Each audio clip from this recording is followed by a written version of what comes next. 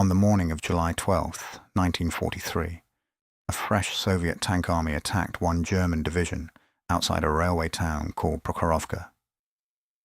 10 hours later, 340 of its tanks and assault guns were burning, broken, or abandoned.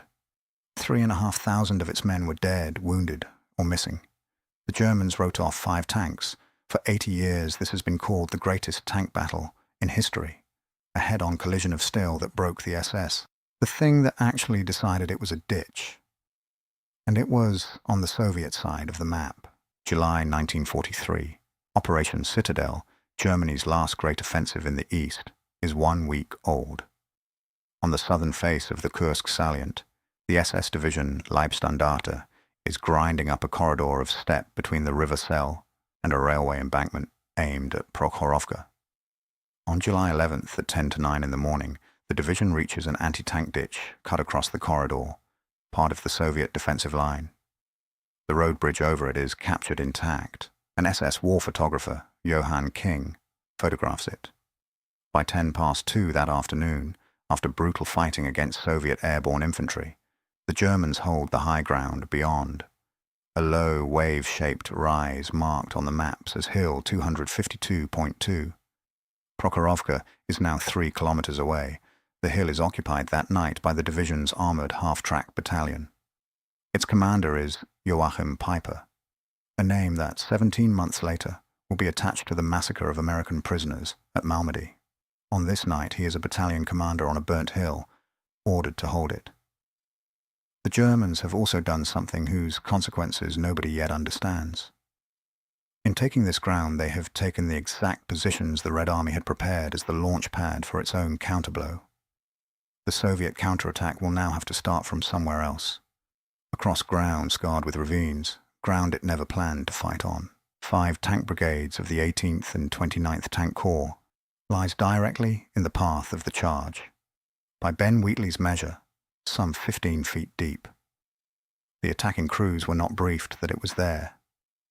T-34s go over the edge at speed, nose first, one onto another.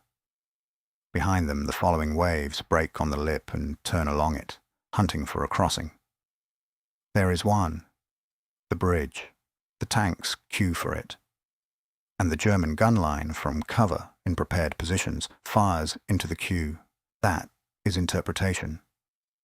The ditch is not. 5 tank brigades of the 18th and 29th Tank Corps come down the slopes at full speed, infantry riding the hulls. Many of the Germans on Hill 252.2 are asleep. Purple flares, the tank attack warning, go up along the entire front. The charge rolls straight over the German outposts, over Pieper's positions, over the hill itself.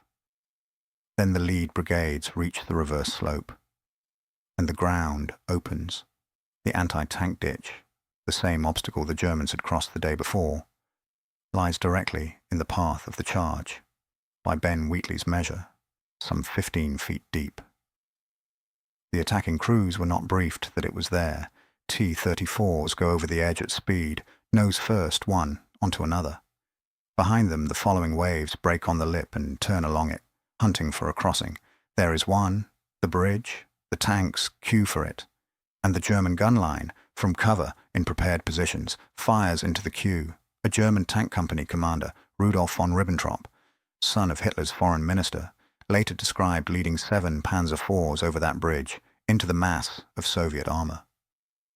His account is post-war memoir, and it reads like one. But the aerial photographs bear out the shape of what he describes. Some historians add one more turn of the screw. The German Panzer IVs wore steel side skirts that summer, and at distance through dust, they resembled Tigers.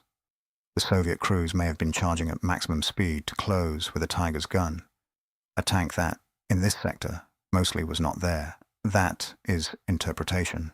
The ditch is not. The numbers are archival, and they are Russian.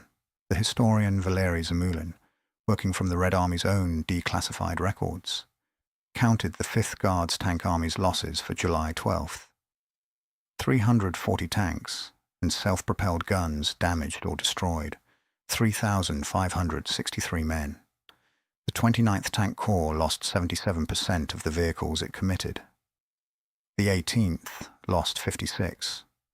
The German side of the ledger was established by the British historian Ben Wheatley from the division's daily armour inventories, and confirmed by something unusual: photographs. The front line barely moved for 4 days, and on July 14th and 16th, Luftwaffe reconnaissance aircraft photographed the battlefield. The frontage was so narrow, barely 3 kilometers, that the most famous tank battle in history fits in a single frame. The wrecks of the 29th Tank Corps lie clustered in and around the ditch.